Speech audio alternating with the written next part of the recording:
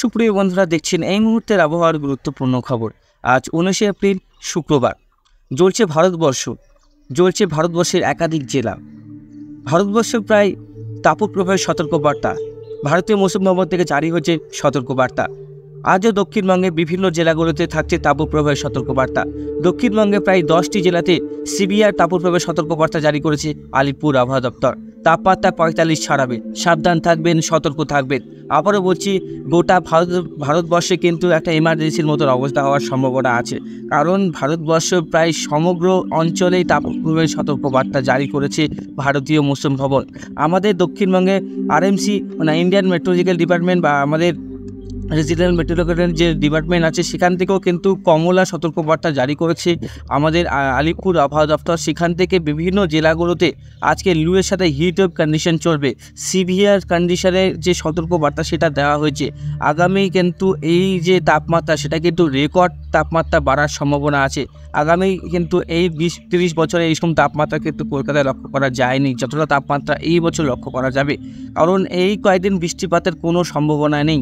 বৃষ্টিপাতের সম্ভাবনা পরিবর্তন আসলে আমি আপনার চ্যানেলে অবশ্যই কিন্তু আপনারা সাবস্ক্রাইব করে রাখবেন প্রতিনিয়ত আপডেট পাওয়ার জন্য।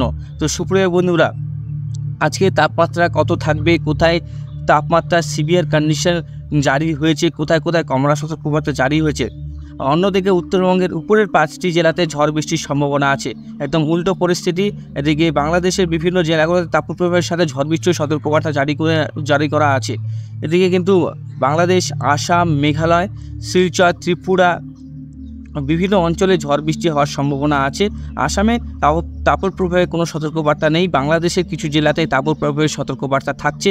সিলেট, কুমিল্লার এই অঞ্চলগুলিতে, মায়ানমার অঞ্চলগুলিতে কিন্তু ভারী ঝড় বৃষ্টি হওয়ার সম্ভাবনা আছে। বাংলাদেশে কিন্তু ইতিমধ্যে বিভিন্ন অঞ্চলে ঝড় বৃষ্টি হয়েছে। আগামী 2-3 দিন ধরে ঝড় বৃষ্টি আজও হওয়ার সম্ভাবনা আছে। তো আপনারা ভিডিওটাকে ধৈর্য সহকারে দেখবেন। আপনারা যে জেলা থেকে দেখছেন অবশ্যই সেখানকার আবহাওয়ার পরিস্থিতি আমাদের ভিডিওর কমেন্ট বক্সে লিখে জানাবেন।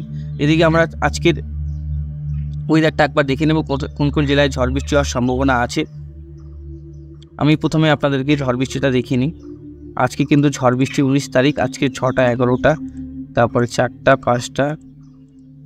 আজ ঝড় বৃষ্টি হওয়ার সম্ভাবনা সেমনটা নেই। যা দেখতে পাচ্ছি শিলচরের কাছাকাছি, একটা সিলেটের কাছাকাছি একটু বৃষ্টিপাত আছে, সেটা সন্ধ্যের দিকে।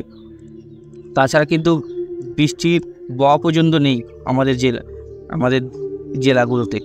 এদিকে ডুবরিগড়, আসাম এই পাশে কিন্তু বৃষ্টিপাত থাকবে। আজ দুপুর থেকে আসামের এই সব অঞ্চলে, গুয়াহাটি অঞ্চলে বৃষ্টিপাতের সম্ভাবনা আছে। উপরের 5 জেলাতে ধেয়ে আসতে পারে ঝড় বৃষ্টি, সাবধান থাকবেন, সতর্ক থাকবেন। দক্ষিণবঙ্গের জন্য যেটা অ্যালার্ট থাকছে, সিভিয়ার যে কন্ডিশন সেটা জারি হবে, আপনারা একটু সাবধান থাকবেন। এদিকে পরিস্থিতি কিন্তু অনেকটাই আলাদা।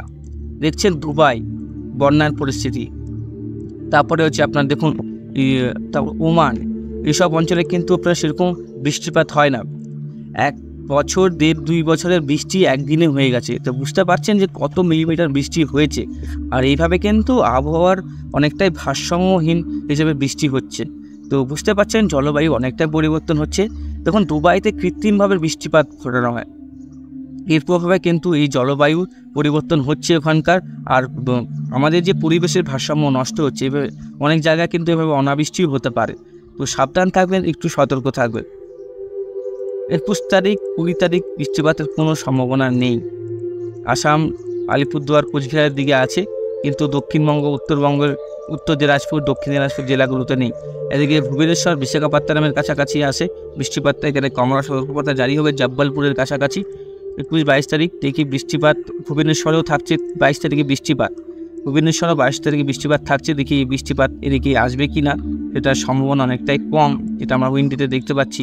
23 তারিখ আমরা দেখব। 23 তারিখে বৃষ্টিপাতের সম্ভাবনা আছে বন্ধুরা।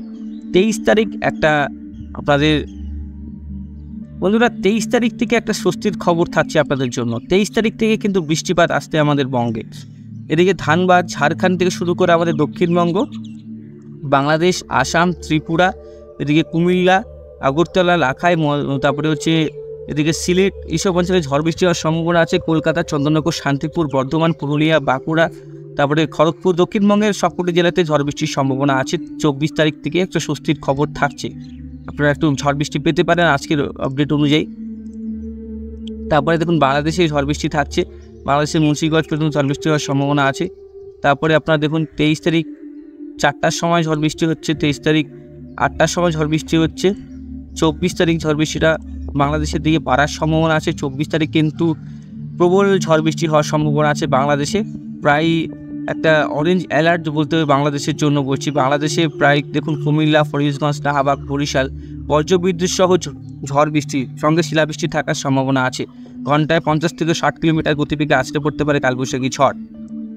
এদিকে মুন্সিগঞ্জ, মদন, কিশোরগঞ্জ, লাখাই, মৌলভীবাজার, আগরতলা, কুমিল্লা, ফরিদগঞ্জ, শাহবাগ, মতিরহাট, বরিশাল, এদিকে ত্রিপুরা জেলা, তার প্রোটেক্টর ত্রিপুরা জেলা, চট্টগাঁও, চাকরাই, বাজাউল, তারপরে শিলচর, আসাম, সিলেট, শিলং, তারপরে এদিকে ধুবড়ি, গোয়ালপাড়া, কোচবিহার, আলিপুরদুয়ার, শিলিগুড়ি, জয়গাঁও, শিলিগুড়ি, দার্জিলিং, প্রায় উত্তর থেকে দক্ষিণ সবগুলোতে জেলাতেই ঝড় বৃষ্টি হবে। উপকূলবর্তী জেলাগুলোতে হলদিবাড়ি, গঙ্গাসাগর, হলদিয়াতেও ঝড় বৃষ্টি আছে 24 তারিখ থেকে। 24 তারিখে হয়ে গেল 24 তারিখ থেকে বাংলাদেশ, আসাম, শিলচরের দিকে বৃষ্টিপাত। 25 তারিখ আমরা দেখব, 25 তারিখে ঝড় বৃষ্টির সম্ভাবনা আছে দক্ষিণবঙ্গের একাধিক জেলাতে। 25 তারিখ আমরা দেখছি, 25 তারিখে 1টার সময় 5টার সময় সেরকম সম্ভাবনা নেই। তারপরে এদিকে আপনার 26 তারিখেও সম্ভাবনা নেই।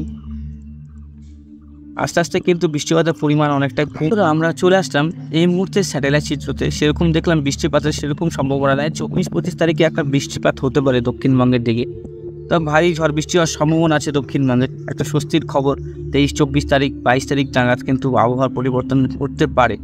এই কয়েকদিন গরমের যে জ্বালা, সেটা আপনার এই দহন জ্বালা, সেটা সহ্য করতে হবে আপনাদেরকে। আর এই মুহূর্তে দেখতে পাচ্ছেন দক্ষিণবঙ্গ প্রায় পরিষ্কার, উত্তরবঙ্গে মেঘলা আকাশ, উত্তরবঙ্গে আলিপুরদুয়ার, শিলিগুড়ি, উত্তর দিনাজপুরের উপরের অংশ, গোয়ালপাড়া, গুয়াহাটি, শিলচরের দিকে মেঘলা আকাশ, তারপরে কুমিল্লার দিকে হালকা মেঘলা, চট্টগাঁও, মহেশখালীর দিকে হালকা হালকা মেঘ, তারপরে গোয়ালপাড়া, গুয়াহাটি, তেজপুরের দিকেও মেঘ আছে, সে জায়গায় রোদ উঠে গেছে। উত্তরবঙ্গে আমি যেখান থেকে ভিডিও করছি সেখানে কিন্তু কোনো রোদ উঠেনি। আপনারা যে জেলা থেকে দেখছেন অবশ্যই সেখানকার আবহাওয়ার পরিস্থিতি কেমন আছে আমাদের ভিডিওর কমেন্ট বক্সে লিখে জানাবেন। প্রতিনিয়ত আপডেট দেখার জন্য আমাদের চ্যানেলটিকে সাবস্ক্রাইব করে রাখবে। এদিকে আমরা উপগ্রহ চিত্র দেখে নিলাম। উপগ্রহ চিত্র গোটা ভারতবর্ষের পরিষ্কার। ইসলামাবাদের দিকে, গিলগিটের দিকে একটা পশ্চিমী ঝঞ্ঝা ঢুকছে পাকিস্তান থেকে, এটা আস্তে আস্তে কিন্তু প্রবেশ করবে। দেখা যাক কী হয়, পরবর্তী সিচুয়েশন বা পরিবর্তন কেমন থাকে। আমরা এই মুহূর্তে টেম্পারেচারটা দেখে নেব। আমি কেন বলছি ভারতবর্ষে জ্বলছি সেটা আমি আপনাদেরকে এখান থেকে বুঝতে পারবেন। দেখুন, গোটা ভারতবর্ষে কিন্তু সিচুয়েশন অনেকটাই খারাপ। দেখুন আজকের যে তাপমাত্রা, প্রায় দেখুন কতটা তাপমাত্রা হওয়ার সম্ভাবনা আছে। আজকে যদি তাপমাত্রা দেখুন 42 ডিগ্রি সেলসিয়াসের কাছাকাছি, কলকাতা 41-42 ডিগ্রি সেলসিয়াসের কাছাকাছি, দক্ষিণবঙ্গে উত্তরবঙ্গ, হায়দ্রাবাদ, বিশাখাপত্তনম, তারপরে হচ্ছে বেঙ্গালুরু আছে দেখুন 42, 43, 44, 44। তারপরে এদিকে আরবের আমাদের দুবাইয়ের তাপমাত্রা 33-34 ডিগ্রি। এদিকে দেখুন কোনো জায়গায় 36, হাই 39, তা আমাদের ভারতবর্ষের মতন না। বুঝতে পারছেন জ্বলছে হচ্ছে ভারতবর্ষ। কারণ বলছি গ্লোবাল ওয়ার্মিংয়ের জন্য এবছর কিন্তু প্রচুর পরিমাণে গরম পড়ছে। সব কিছু কিন্তু এক্সট্রিমভাবে হওয়ার সম্ভাবনা আছে।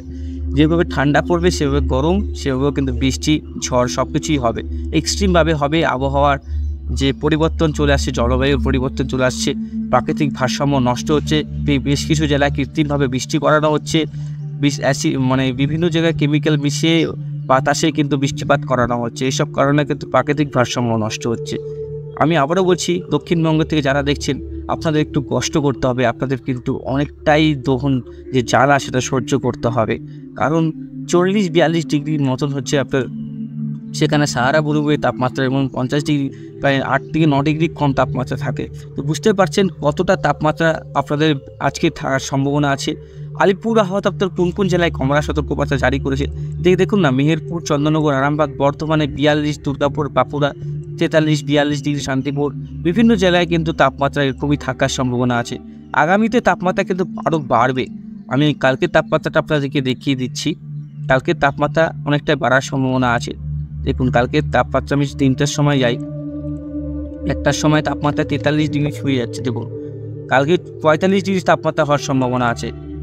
কালকে দুর্গাপুরে 43 ডিগ্রি, বাঁকুড়াতে 43 ডিগ্রি, বর্ধমানে 43 ডিগ্রি, আরামবাগে 42 ডিগ্রি, চন্দননগরে 40, শান্তিপুরে 41, কাটোয়াতে 42, পুরুলিয়াতে 42, বাঁকুড়া, দুর্গাপুরে 43, খড়গপুরে কিন্তু 44 ডিগ্রি সেলসিয়াস, কলকাতায় 40 ডিগ্রি, চন্দননগর, শান্তিপুর, বিভিন্ন জেলায় 22-23 ডিগ্রি। তারপরে বাংলাদেশে ফরিদপুরে একটু গরম পড়বে, কিন্তু ফরিদপুর শ্রীকুপা জেলায়, পাবনা জেলায়, যশোর জেলায়, লোহাগাড়া, মদিরপুর, ফরিদগঞ্জ, মতিরহাট, বরিশাল, পিরোজপুর, খুলনা প্রায় 40 ডিগ্রি তাপমাত্রা ছুটে, মেহেরপুরে 42। ভাবতে পারছেন কতটা তাপমাত্রা বাড়বে একভাবে। আমরা যদি 3টার সময় যাই, 3টার সময় কিন্তু তাপমাত্রা আরও বাড়ার সম্ভাবনা আছে। 3টার সময় দেখুন দুর্গাপুর, বাঁকুড়া 42-43 ডিগ্রি কাছাকাছি সম্ভাবনা, 43-44, 43.5, 43.6 এরকম হওয়ার সম্ভাবনা আছে। বুঝতে পারছেন কালকে কিন্তু আপনার 43 ডিগ্রি যদি ফিল করেন, তাহলে মানে টেম্পারেচার হয়, তাহলে ফিল করবেন কত বলুন তো, 50 ডিগ্রি। বুঝতে পারছেন রিয়েল ফিল কিন্তু আলাদা টেম্পারেচার হয়, যেহেতু গোমট ভাব থেকে যাচ্ছে, বৃষ্টিপাত হচ্ছে না, একবারে গরমে যে উষ্ণতা সেটা কিন্তু থেকে যাচ্ছে, আর্দ্রতার পরিমাণ থেকে যাচ্ছে, এর জন্য কিন্তু এইভাবে যে গরমের দাপট সেটা বাড়তেই থাকবে। তো বুঝতে পারছেন পুরুলিয়া, বাঁকুড়া, ঝাড়গ্রামের দিকে কতটা তাপমাত্রা পড়ার সম্ভাবনা আছে। 43-44 ডিগ্রি মানে কিন্তু প্রচুর তাপমাত্রা, একটা মরুভূমির তাপমাত্রা এরকম হয়। তো বুঝতে পারছেন এতটা তাপমাত্রা কিন্তু কোনো সময় দক্ষিণবঙ্গে একবার হয়েছিল 43.3, আর কালকে কিন্তু রেকর্ড তাপমাত্রাটা ভেঙে যাবে। কালকে তাপমাত্রাটা ভেঙে যাবে, কারণ বলছি 12টার সময় মাপছিলাম আমরা হচ্ছে 42, 1টার সময় কিন্তু এটা হচ্ছে 43, তাহলে 3টার সময় কিন্তু 43.7 চলেই আসতে পারে। তো বুঝতে পারছেন কারণ রেকর্ড ব্রেক তাপমাত্রা, সিভিয়ার যে এক্সট্রিম মুড সেটা কিন্তু তাপমাত্রার হবে। সাবধান থাকবেন, সতর্ক থাকবেন, এরকমই তাপমাত্রা চলতেই থাকবে। 40, 42, 43 ডিগ্রি 23 তারিখের পর একই তাপমাত্রা হওয়ার সম্ভাবনা আছে। কলকাতায় কিন্তু দেখুন 40-41 ডিগ্রি কাছাকাছি চলেই যাচ্ছে তাপমাত্রা। এদিকে সিউড়ি 43 ডিগ্রিতে থাকছে, 42 ডিগ্রি দূরে সিউড়িতে সব থেকে বেশি তাপমাত্রা থাকবে। এদিকে উত্তরবঙ্গে কিন্তু গরম শুরু হবে, উত্তরবঙ্গে 39-40 ডিগ্রি কাছাকাছি চলে আসবে। উত্তরবঙ্গে তাপপ্রবাহ জারি হতে পারে, উত্তর দিনাজপুরে, দক্ষিণ দিনাজপুরে তাপপ্রবাহ জারি হতে পারে। উত্তরবঙ্গে হিটওয়েভ কন্ডিশন জারি হতে পারে, সাবধান থাকবেন, সতর্ক থাকবেন। এখান থেকে বুঝতে পারছি যে এখান থেকে একটা গরম যে হিটওয়েভ কন্ডিশন সেটা কিন্তু উত্তরবঙ্গে প্রবেশ করবে।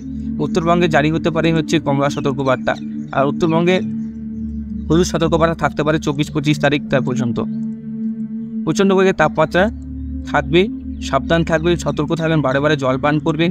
ঝড় বৃষ্টি এলে কোনো সময় বাইরে থাকবেন না, একটা নিরাপদ স্থানে থাকার চেষ্টা করবেন। প্রতি বছর অনেক চাষি ভাইরা, অনেক সাধারণ মানুষরা এই বজ্রবিদ্যুৎ বাজ পড়ার প্রভাবে মারা যাচ্ছে। তো আপনারা যদি একটু সচেতন হয় তাহলে কিন্তু সেই সব ঘটনা আর ঘটবে না। 41-42 ডিগ্রিতে চলে যাচ্ছে। এই মাসে তাপমাত্রা কিন্তু সেরকম কমার কোনো সিচুয়েশন নেই, আরও বাড়ছে তাপমাত্রা। দেখুন সিচুয়েশন নেই, তাপমাত্রা কমার কোনো সিচুয়েশন নেই। বৈশাখ মাস, এই মাসেই যদি তাপমাত্রা এরকম হয়ে যায়, আরও তো মাস পড়ে আছে, সেখানে যে কী হবে, অবস্থা অনেকটাই খারাপ হওয়ার সম্ভাবনা আছে।